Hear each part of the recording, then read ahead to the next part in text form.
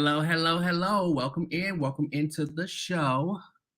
Guess what? So, I'm not in my normal location, as you see. Why? I'll tell you why.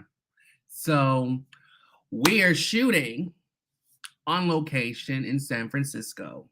So, I'm actually at a summit, the National Transgender Health Summit to be exact, for the weekend. I'm co-presenting with a couple of my colleagues on some research we've been doing for the last several years. And so that's why I'm not in my normal area. So welcome in. I see everybody is here. But since we are on a time limit, I am going to go ahead and introduce our guest of the hour. So as soon as my info pulls up, we're going to be able to do that. I see that some people are in here. So hello to everyone. Hello to everybody. So come on in. So our guest tonight is a dynamic orator, innovator, educator, and influential content creator. His work sits at the intersection of media, socio-political issues, and popular culture. And he has a bachelor's degree and 2 master's degrees from the University of Oklahoma. So gracing us with his presence, we're going to bring up the legendary and the amazing TheConsciousLee. Hey, how's it going? Going good. My space is a little dirty over here. Let me get this out the way. I got a lot of stuff going on in the background. Apologies. That's fine, but it does not look bad. I'm just telling you. So, how are you? I'm doing good. Other than my niece crying in the background. Can you get it easy? Oh. Yeah, I'm doing good, man. You're uncling and daddying and all of that. Yes. My niece and nephew over here right now. I guess my great niece and nephew, because my niece and her fiance was trying to get away for a little bit. Told them they can go get some time to themselves. And we have here. Oh, absolutely. Thanks, mommy. So before we get started, I do want to say hello to everyone in the chat. I see BDBGP is here. I see Evolving with Ed is here. So hello to everyone. So don't think I'm ignoring you. We're just on a little bit of a time crunch at this point, but we're also going to ensure that we have the best experience that we can today. And there's a lot of questions that I want to get into with you while we have you here today. So first question, I'm pretty sure you get this a lot, but you know, I gotta bring it up. We spilled the tea over here. So how did you come up with your public name, TheConsciousLee? In college, I got immersed into I say Black radical literature, and Huey P. Newton was the first person that kind of that's the first reading that really spoke to me. And the concept of consciousness is one that was kind of interwoven throughout the entire piece, and understood consciousness as being about, you know, awareness, you feel me, and having understanding.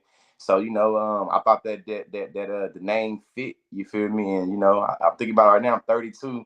I married the name TheConsciousLee when I was in my early 20s, so you know, it's worked out for me. Totally, it matches you perfectly. And when I first saw you, I was like, I actually literally thought your real first name was Conscious. I was like, oh, okay. Most people do actually. Most people, when they find out my real name is actually George Lee and not ConsciousLee, they be like, hold on, who the hell is George? So I definitely get it. Well, believe it or not, but when I found out your real name was George, I was like, oh, okay, that's cool. Yeah. You gotta have a strong name for a strong person. So I got 30 minutes on this podcast. Yeah. For sure. But so what many people may not know, and you're gonna be shocked that I noticed, is that you were class president at your high school in 2009. So what was being class president like, and what did you learn from holding office? You know what? It was politics. I learned real early about the complexities of politics, and how even if you're able to get a elected position, that the infrastructure that the elected position in, that what they want outrides what the elected person wants, and this is kind of how that happens. I felt like it was a great experience though. All in all, I'm from a small town in Texas. My town only had one high school when I graduated. So I went to school with I graduated with I think 800 people in my graduating class, or 900, one of those two.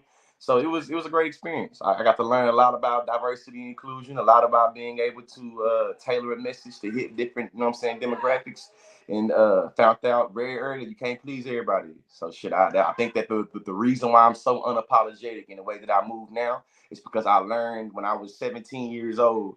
You feel me? Actually, being real, before I was class president, I threw parties. I was a party promoter. You feel me? Party promoter, advertising, that thing like that. And what I learned from those two experiences uniquely is that you can't please everybody. You know what I'm saying? So I think that I moved to the beat of my own drum in a way where I'm looking to make myself happy, and if I can make other people happy in a place, that's usually a good thing. But I can't make everybody happy, so I ain't even gonna try. Yeah, I dig that for sure. And that was amazing that you held office. I kind of wanted to do the same thing, but it just never, it never materialized. So it was just cool. Yeah. And before I forget, congrats on being nominated for Outstanding Social Media Personality at the 2022 NAACP Image Awards. Thank you. I appreciate you. Of course, no shade, but I was a little salty that you didn't win because you definitely deserved it. But how does it feel to have your presence and your platform acknowledged? It feels good. It feels rewarding. For me, it's like a validation for the thoughts that I've been having and what I've been doing. You know what I'm saying? And kind of being able to inspire and or get me to keep on doing what I'm doing. Being a small town country dude from Texas, being able to be on that type of platform with people that I grew up watching on TV or people that I grew up admiring, it was I felt like a great opportunity. I learned a lot about myself. I learned a lot about my platform. And be honest with you, every time I travel somewhere and I meet somebody, they like, oh, ConsciousLee, it blow my mind every time. So being at the NAACP Image Awards and meeting, meeting people that I met that was like, I'm a fan of you and your work. I was like, hold on, I'm amazed you know who I am. You know what I'm saying? So that was hella rewarding. Well, you definitely deserve all the accolades and all the acknowledgement because you made a major impact for sure. For sure.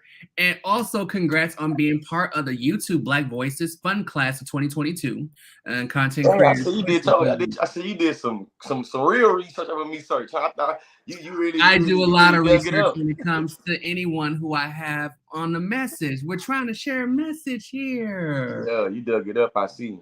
I've done a lot of digging. I do a lot of the people in the chat, they're known as my jury because that's what I consider my family, my following to be members of my jury. So they'll know I dig. We get to the tea. Yeah. Hey, well, shout out to the jury, man. Shout out to the jury. Hopefully I can drop some jewels on y'all today that y'all can and reflect on for a little bit.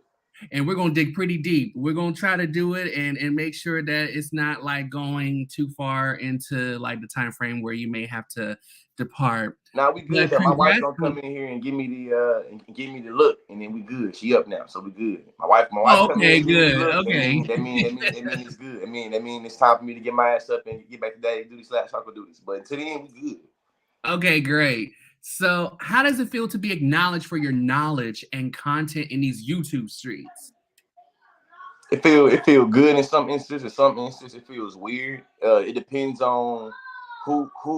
It depends on specifically what identity I'm centering and who is taking the message. What I find is that when it comes to thinking about how people learn a lot from me, that's good. I appreciate that. But I also recognize that a lot of people that will learn from me on one issue or identity would say, you know what I'm saying, the middle finger and kick rocks, you know what I'm saying? And I don't know what I'm talking about in the other topic. So for me, specifically on YouTube, whenever I'm giving analysis about white supremacy or anti-blackness or how white people are politically, socially, economically getting down on niggas, people are usually able to eat those up in a particular way, unless you like an alt-right conservative. When I start talking about trans issues or fat phobia or colorism or, you know what I'm saying, patriarchy, I get other people that felt like I was the greatest thing since sliced bread and thought that I can say no wrong and do no wrong. When I was talking about white supremacy, now all of a sudden I'm full of the shit you flush down toilets, you know what I'm saying? So for me, I feel like it's a real duplicity and how my knowledge is situated on YouTube specifically, you know what I'm saying? And I feel like though, you know what I mean, at the end of the day though, it's all fun, and I love the debate. So it's like, shit, if you think that you can Pepsi challenge and/or push me on something I don't think I know what I'm talking about, then I encourage you to go to info@TheConsciousLee.com, holler at me, and I will line your ass up and get you right. I'm here for it, because although I love to debate as well, it's just my only issue with debating with someone is when I find out that they foolish, it's like, okay, I don't want to debate with you anymore, because if I debate with you, I become a fool like you.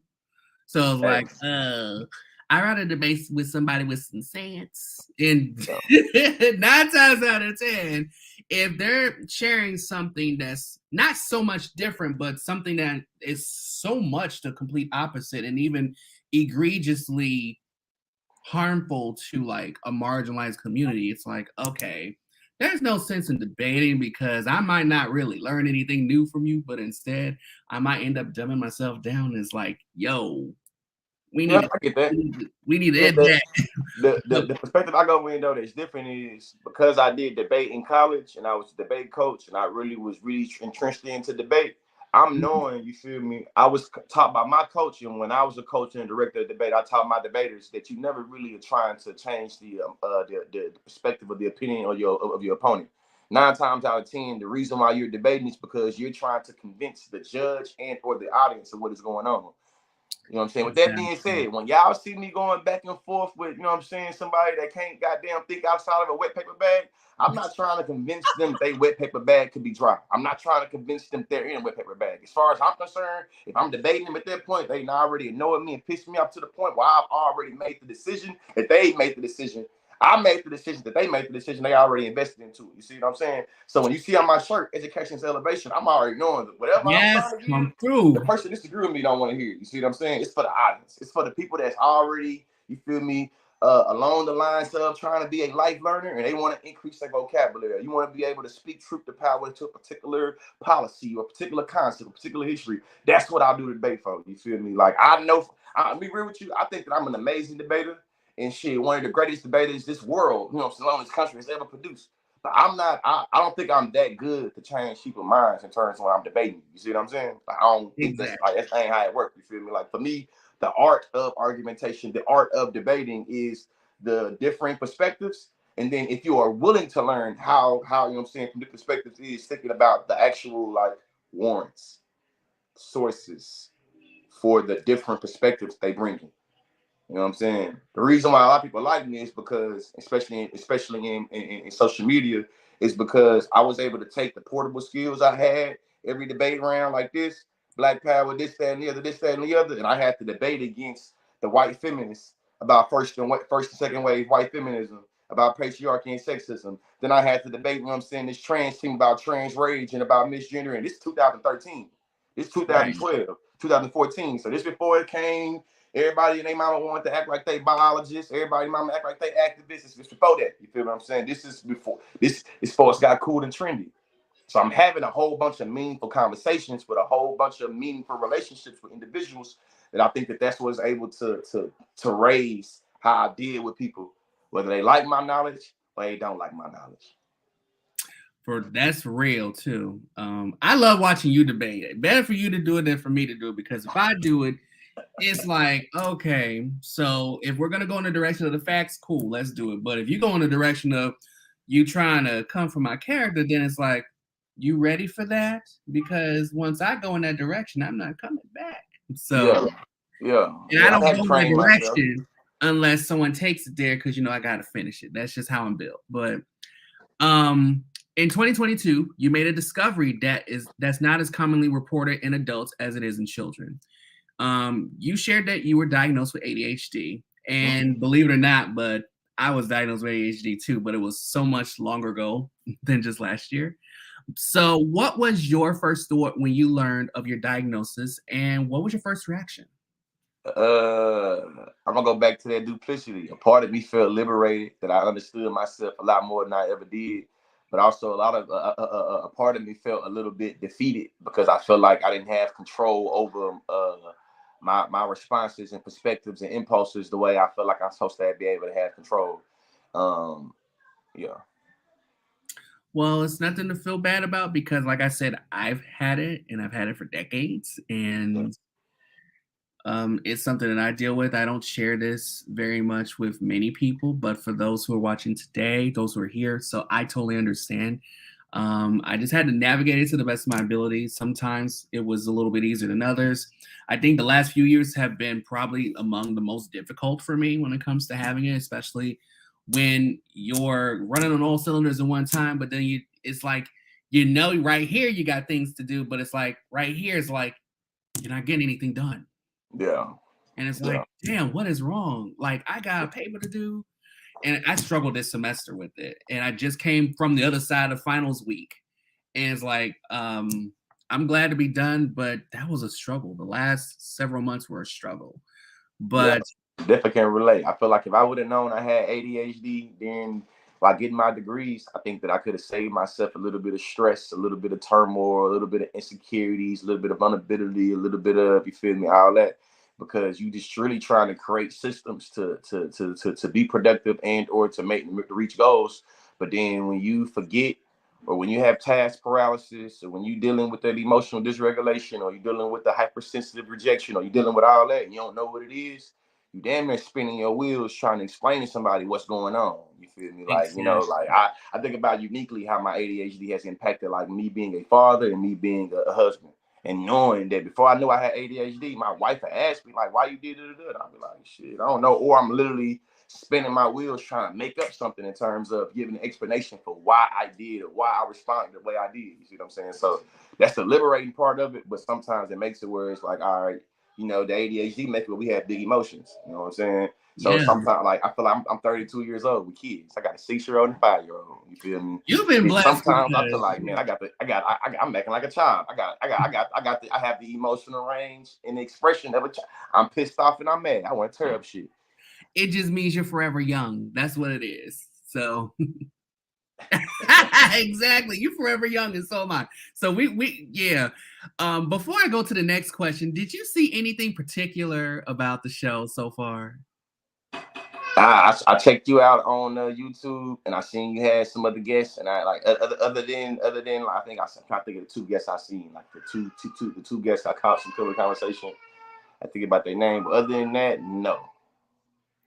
I met you, you know what I'm saying? We met in Chicago.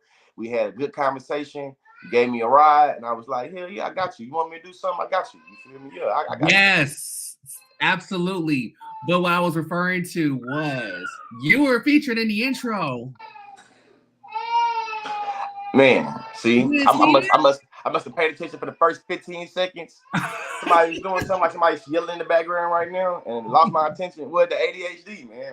My inattentiveness, hyper, like right now, I'm looking at my niece and my nephew scream outside of my office door. You know what I'm saying? I went through the same thing. I mean, last week, no shade to BDBGP if you're still watching, but in between, like he was hosting a Battle of the Beats last weekend, and I was one of the judges. And so as I'm listening to each song for each of the producers, I'm still typing away at a 20-page paper, group paper that we had.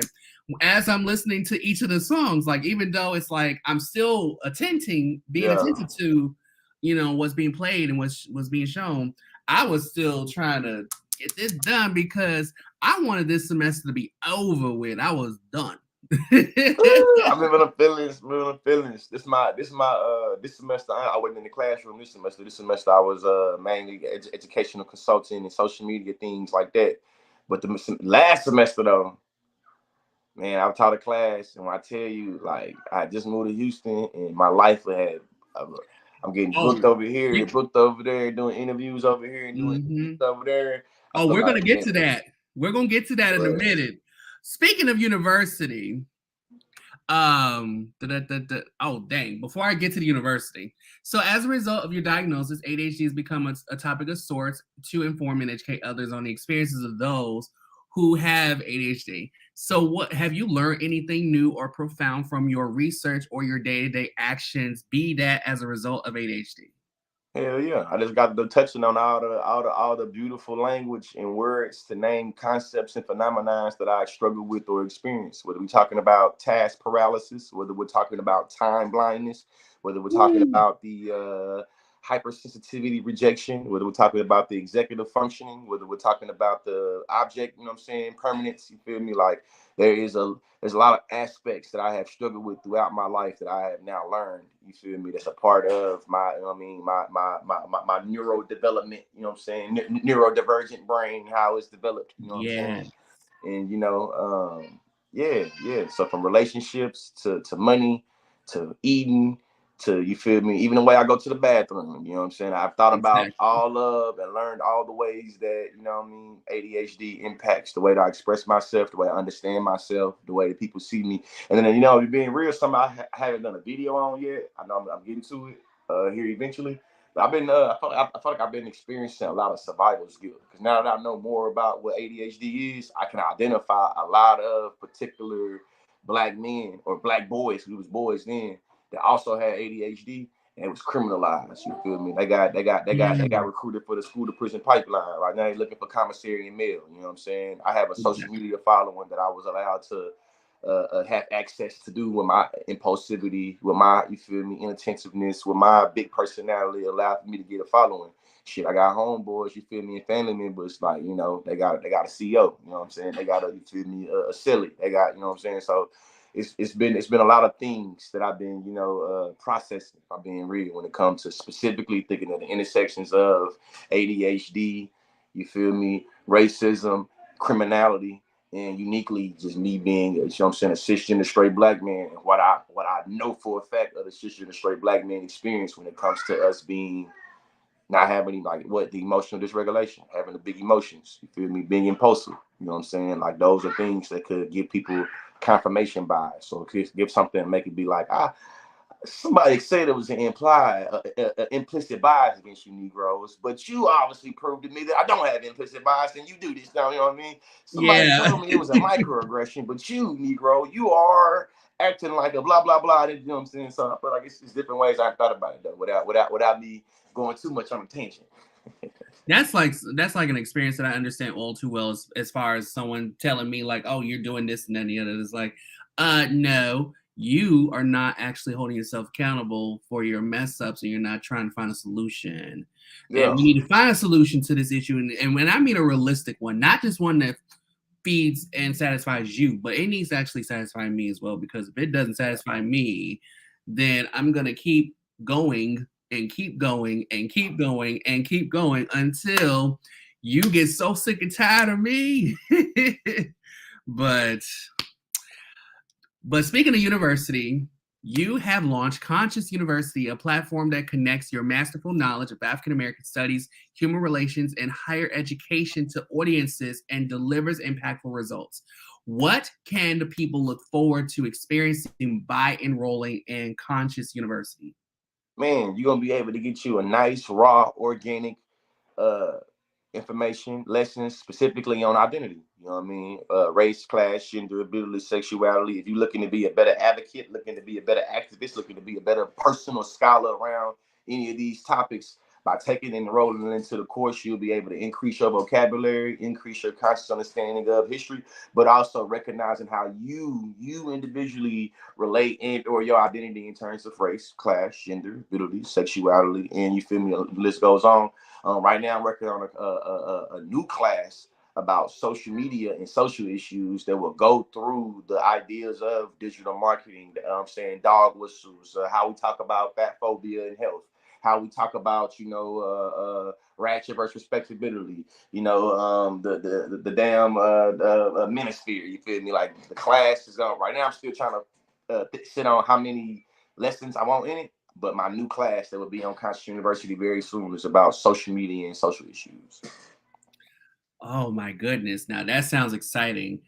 As soon as I get my money up, I'm definitely needing to sign up for that, because appreciate it. I want to become better at debating. Not to say that I want to become a debater for life, but since I do have that pipeline to go to law school, I need to be able to do the debating too. That's very important. Most definitely. But so let's switch gears a little bit. I mean, there's several things that's been going on over the last few months. So I want to get your feedback on some of the things that we've witnessed taking place. So In March 2023, the Tennessee House passed a bill that would give county clerks' offices the right to deny marriage licenses to interracial couples and interfaith couples and same-sex couples. As someone who is in an interracial marriage, I don't know if you've heard of this particular story, but how? Yeah, man. My wife is very racially ambiguous, but she identifies black. She's black. Let's see. I think that me being a very, very visible and being so pro-black, I think that it catches a lot of people off guard when they see me with my wife, because she is not aesthetically black in terms of being like, you see her, like she's a nigga. You know what I'm saying? But I do recognize the what I want to say, the perspective, you feel me? The potential backlash in being a person of my stature and being with, you know what I'm saying, I guess a racially black ambiguous woman. To answer your question though, when it comes to thinking about the policies that was being passed or trying to be passed, was they passed in Tennessee or were they?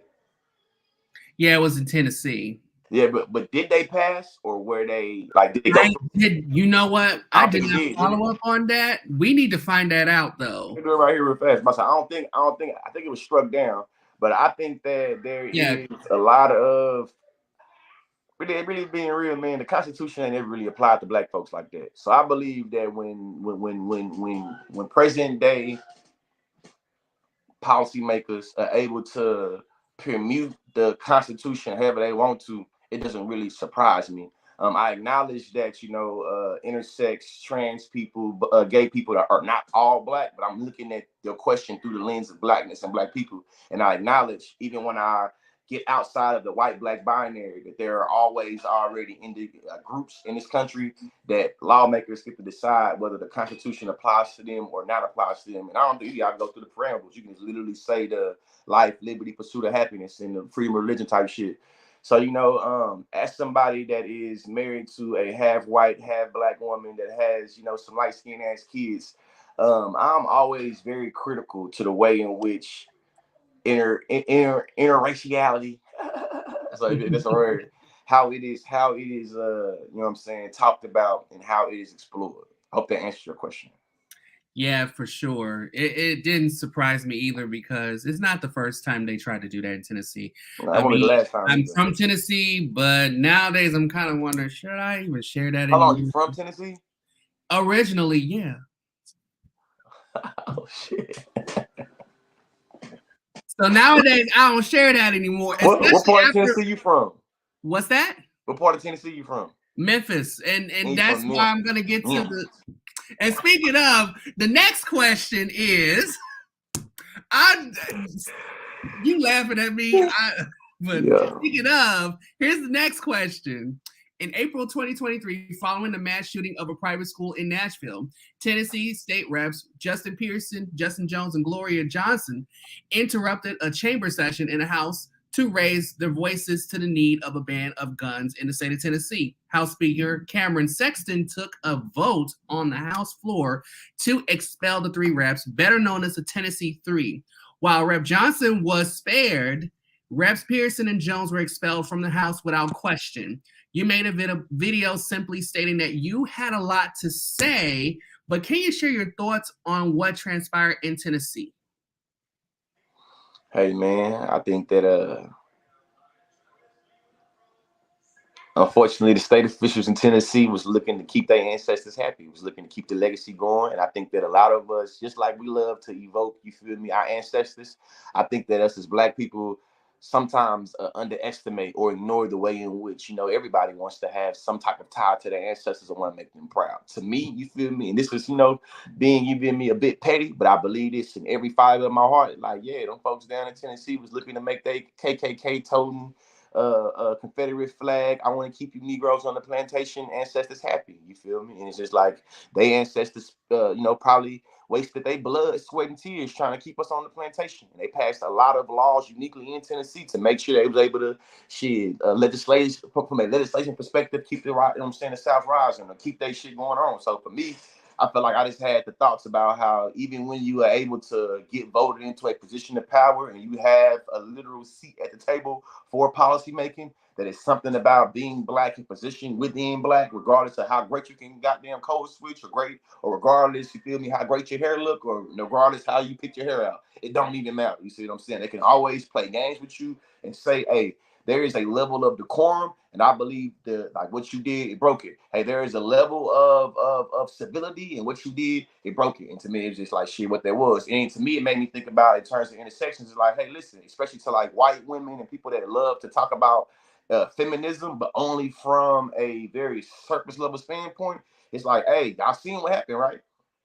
A lot of times we talk about white women's relationship to patriarchy, but we don't think about the ways in which white women are literally privileged by white supremacist patriarchy and or are insulated by it. You see what I'm saying? So it's like, can we acknowledge both of these things are true? Hey, white women are politically, socially, economically, you feel me, marginalized by white patriarchy, but they are also insulated, protected, and goddamn by white patriarchy. And to me, that's what came out of it. You see what I'm saying? It's like, hey, these individuals, you feel me, took up with their constituents, with these kids, and y'all believe that was bad. When you teaching my black ass about the, you feel me, the shot heard around the world, you know what I'm saying, or the Boston Tea Party, what to me is what is being taught is that it is not only patriotic, it is empowering, it is inspiring for you to align yourself with the people and for you to take up these American protests and rallying and like, those are all supposed to be tenets of America that all of us Americans supposed to be able to benefit from, and that we love to chastise other people that's not in America. Hey,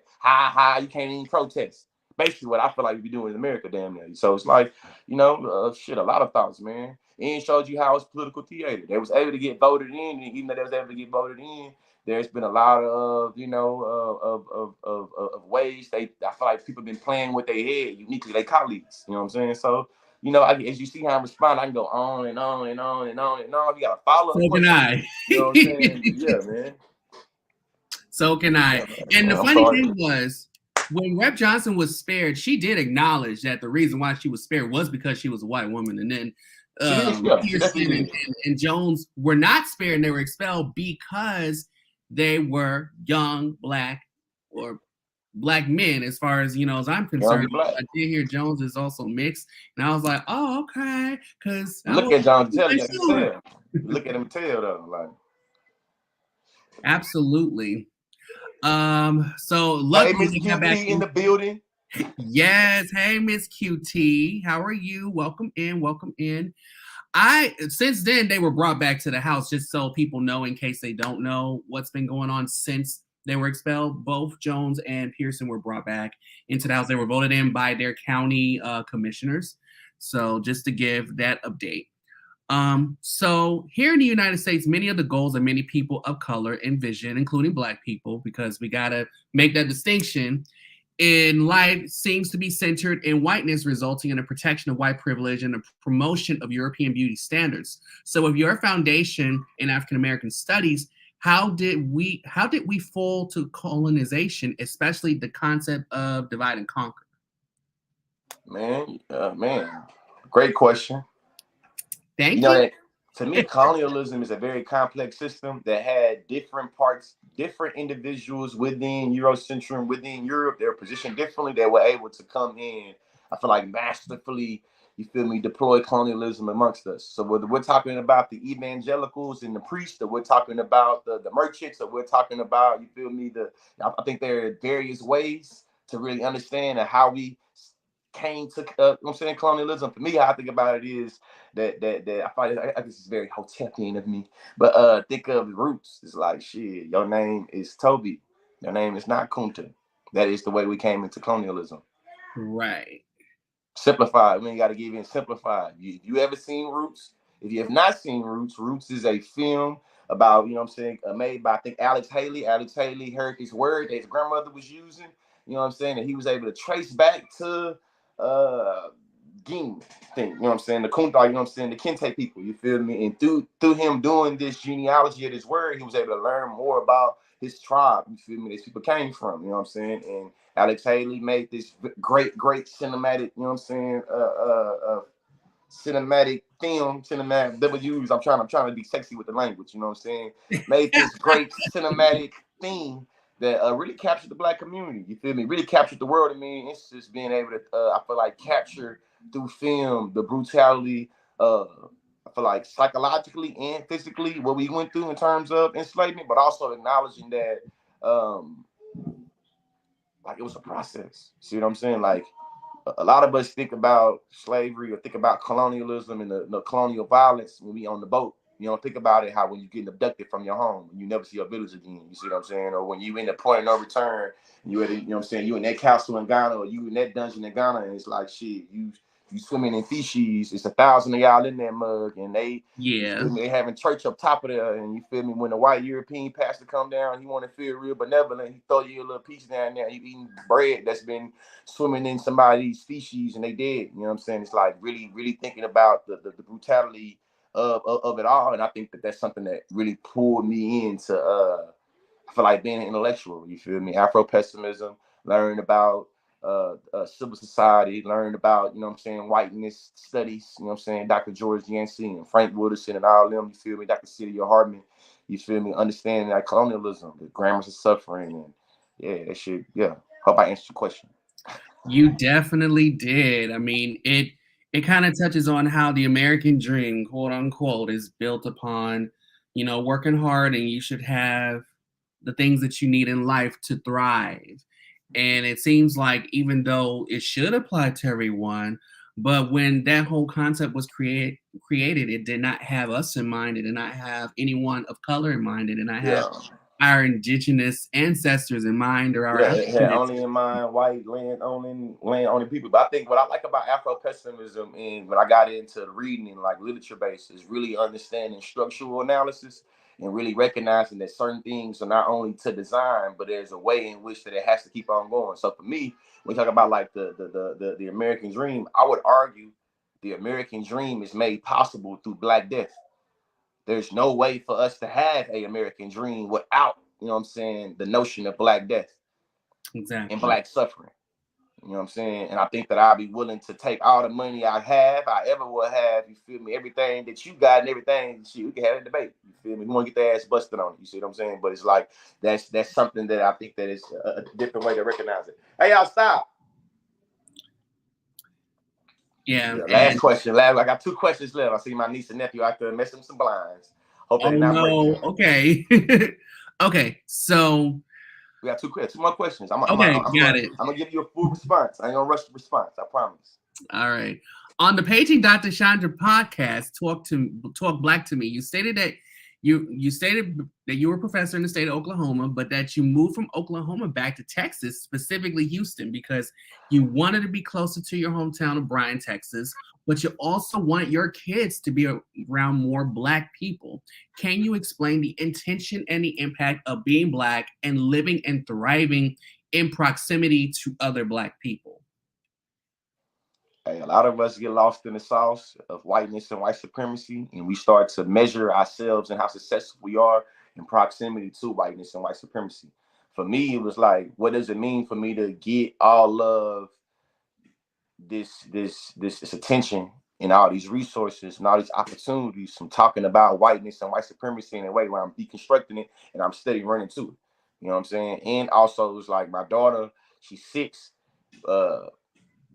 Before she turned like literally before she turned 6, because I guess we time to move it. No, actually, yeah, when she was 6, she came home one day talking about her hair texture and wanting to have hair like Elsa. And it really hit me. You see what I'm saying? It was like it's time for me to move around. It's time for me to get away from this 95% predominantly white town and move my kids around some people of color. And that's what it was about. Sure. Because, I mean, there is such thing as being either a Black person or a person of color, and then also becoming white adjacent when you don't know what it's like to be around people who look more like you, and to being in spaces that are specifically designed for people like you or for you, right? Yeah. Then deeper than that too, if I'm being fully transparent and being real, it's like I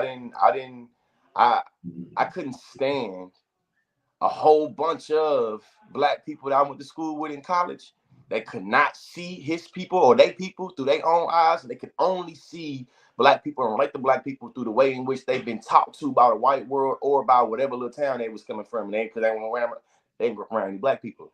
So they didn't have any insight or the culture or any insight amongst black people. They only knew about black people what the world taught them. You know, like I know, we're ain't telling you nothing good about black people like that. You know what I'm saying? And it was just like recognizing, do I really want my kids to be the middle class, anti-black, lost in the South bootstrapper that I couldn't stand in college?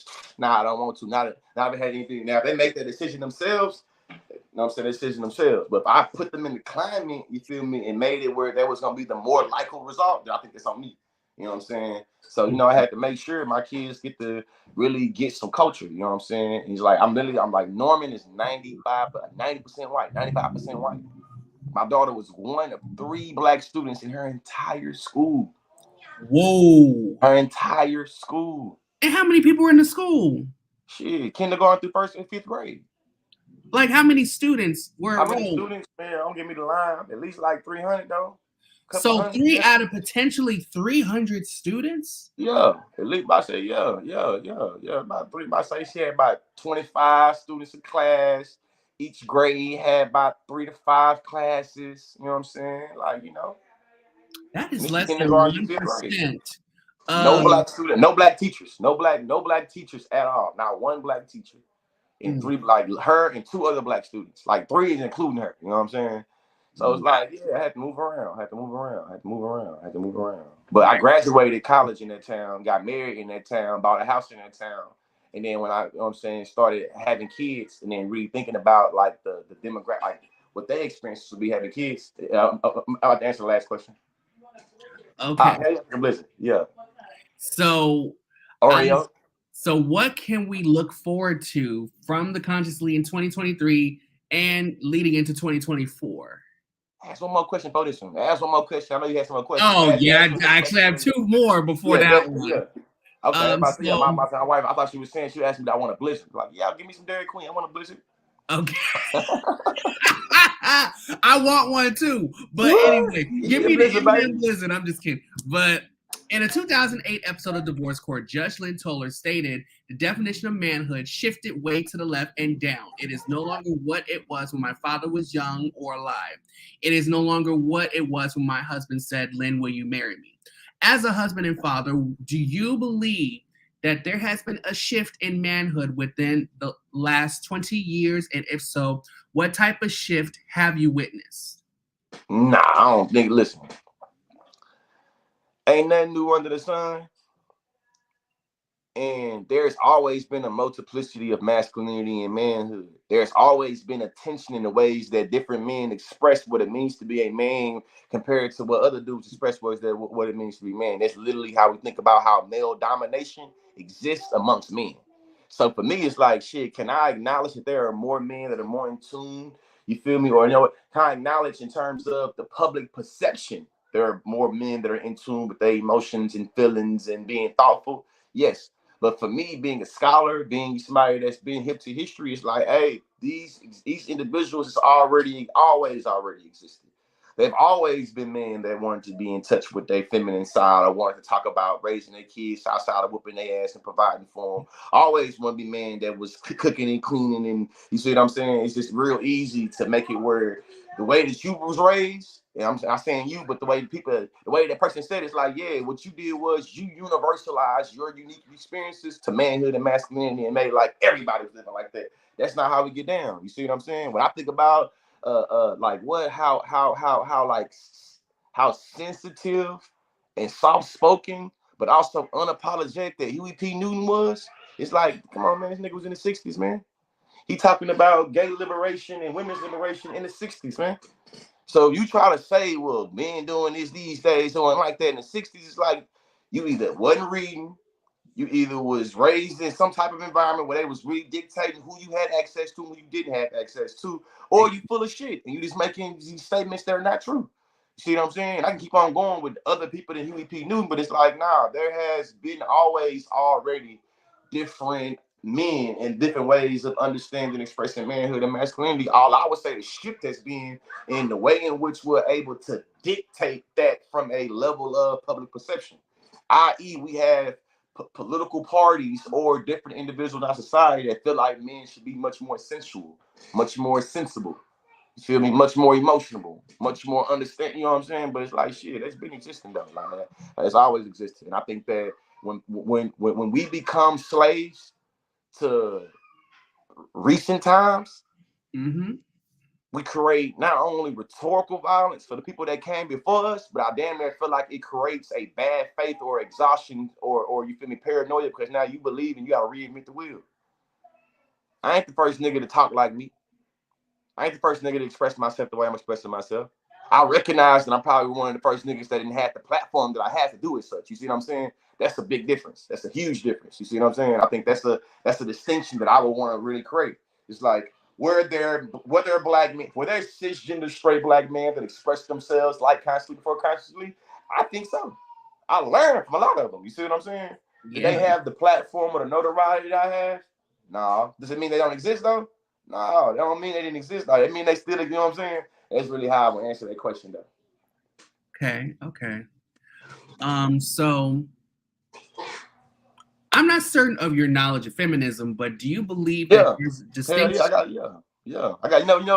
I have a graduate certificate in women and gender studies, and my master's in human relations. And because when I debated as a policy debater, I wanted to win, and I had to be a knowledgeable scholar.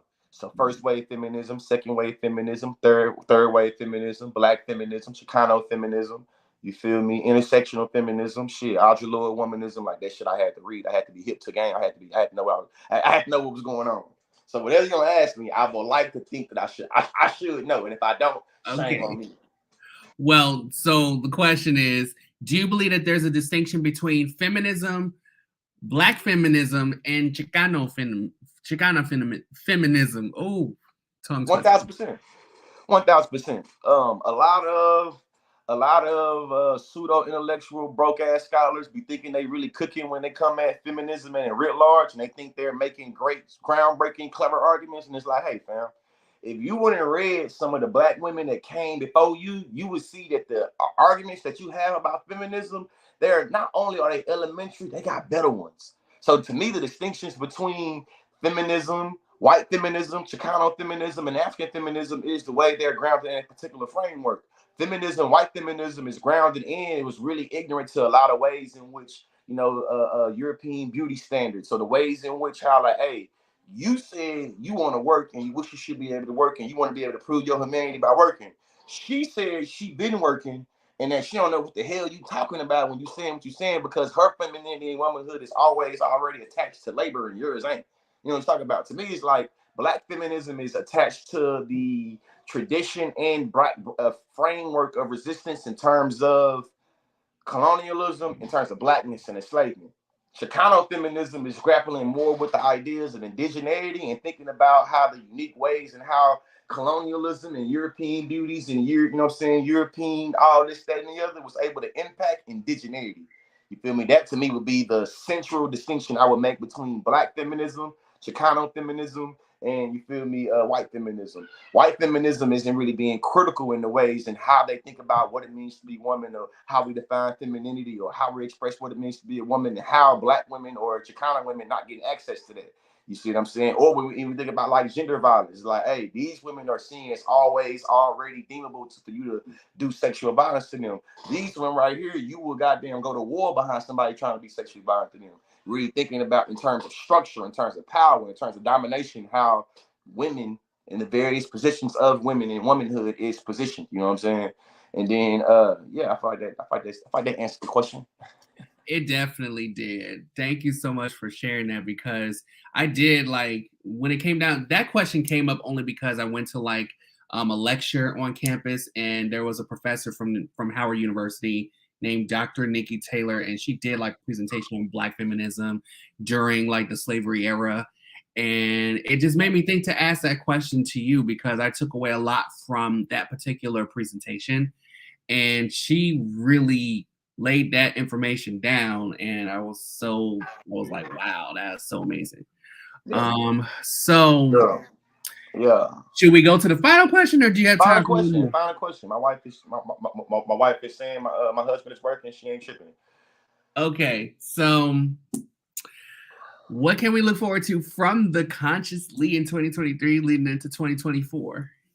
A book and an online class. A book, an online class, and I actually had the opportunity to submit a movie outline to Hooray, company owned by Issa Rae, and I got a short film coming up here in June about Afrofuturism and fine art that I'm really excited about, that I'm looking forward to the general public being able to see.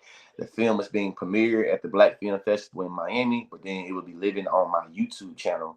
I was able to get a production team and writers and directors, and I was able to go to New York for the first time. I saw that. I was so jealous. You went to New York and you didn't even invite me. You went to Rhode Island. You didn't invite me. I'm sorry. I apologize. You could have invited me to some of these places. Hopefully I'll be in Chi-Town again soon. You know what I'm saying? You got my Chi-Town's fine, but I want to go to some of these other places. The other places like, let me. Well, I had to tell them, hey, as Lena said, she's trying to come too. Hit her up. You know what I'm saying? Because I've been to New York before. I've never been to Rhode Island, but I'm curious. But after what you said during that Dr. Shonda interview, I was like, ooh, Rhode Island was giving that. Yeah, Rhode Island. Hey, listen, man. If I'm keeping a stack with you, how I started this interview talking about white people trying to keep the legacy of their ancestors alive, I think a lot of us really become lost in the sauce in regionalism in America and really that North versus South bullshit, and not recognize that this entire country is indebted to slave labor. And we don't recognize Rhode Island had the word plantation in their name until 2020. As a matter of fact, as soon as my black ass got out of Providence, I'm talking about I was out of Providence just for 5 minutes. No, I was out of Providence for 3 minutes. I seen all type of branding, Trump signs, and all type of shit. Like I was down south, but I'm in Rhode Island. You know what I'm saying? So to me, this showed like, what if anything that shifted in the past 20 years is a lot more things have become polarized, and a lot more things have become. You know what I'm saying? Put on the camera. Just think about it. Black folks been getting their ass whipped by police. We just wasn't being we just wasn't catching on, you know what I'm saying, camera. You feel me? It's been dudes that's been lying and faking in front about how they want to be with trans women. But now we have proof to show, like, nah, bro, we seen the text messages. You seen that you want. You see what I'm saying? Like we now have more ways to being able to show the evidence that it actually exists, and it's not just hearsay. And I think that that's one of the main things that I feel like is important, that I feel like we should really think about, is that it's not that it's happening more, it's being recorded more, it's being caught on camera more, it's being documented more. And it's just like, that's something that's really important to recognize. Like, hey man, real niggas been existing, it's real niggas now getting documented more. See what I'm saying? Exactly. You know what I mean? Hey, intersexual been existing.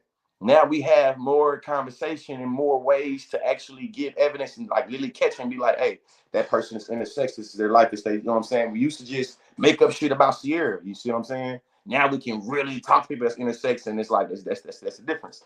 So old school, back in my day, we didn't just stand the other, and the boys was boys, and the girls was girls, and the niggers was the niggers. It's like, yeah, right. And some people are still like that to this day. Definitely. Evolving with Ed is asking, what date do you arrive in Miami? I arrived in Miami on June 14th. She's asking because so some people who are content creators, Meet and I, they're having their annual Meet and I cruise in Miami. They're like porting from Miami on the 12th of June. I'm not going, but I guess it was just a matter of just connecting with other like content creators and everything. So, but yeah, everyone wants some love. So Evolving with Ed is saying congratulations. Thank you, Ed. Appreciate it. But TheConsciousLee, where can everyone find you on social media? Yeah, TheConsciousLee.com for all booking information. I'm finna come. Don't do that. Why you hit your cousin? No, I'm sorry. Did you apologize to your cousin? Yes, he did. I didn't hear him. She apologized. Well, she's okay now. All right. TheConsciousLee.com. TheConsciousLee. And yeah, we good. Appreciate you. Do this call. Hi, how are you? Good. So hey, Izzy. All right, wait, let's go. Chill. No, Mommy told me about Hello. Hi, how are you? So it is what it is. It just comes with the territory, being dad, uncle, everything to everybody. So gotta take care of the kids, man. I holler at y'all. It's been real. Daddy, Uncle Duty's called. So, well, by the way, I'm gonna contact you if I'm doing something with my university for the fall. So be on the lookout for email. Yeah. So we're going to go ahead and wrap this up. I hope that everyone enjoyed this episode of The Message. This is the season finale. So thank you, ConsciousLee, for being on the season finale of season 1. And so we're going to come back with season 2. I would love to have you back. Yeah, have me back. I'll let it come back. Yeah, so we're going to have him back on season 2. So be on the lookout for that. So, of course, I am the Honorable Angelina Nordstrom. So be good to yourselves. Be good to each other. And don't forget to share this out with everybody. So take it easy. And hopefully we'll see you next season. We'll see you in the fall. So season 2 will be in September. So be on the lookout. Until then, you can also check out the playlist of all the episodes of The Message on my YouTube page. You can see all of the episodes from there. You can also see the playlist for Chasing Liberation, so you can catch up on all the episodes from season 1. So don't forget to treat yourself to that. So I look forward to seeing you all in the fall. Be good to yourselves, and we'll see you soon. Be good. Yes, thank you so much, Yvonne Wadetta. So we'll see you all later. Take it easy.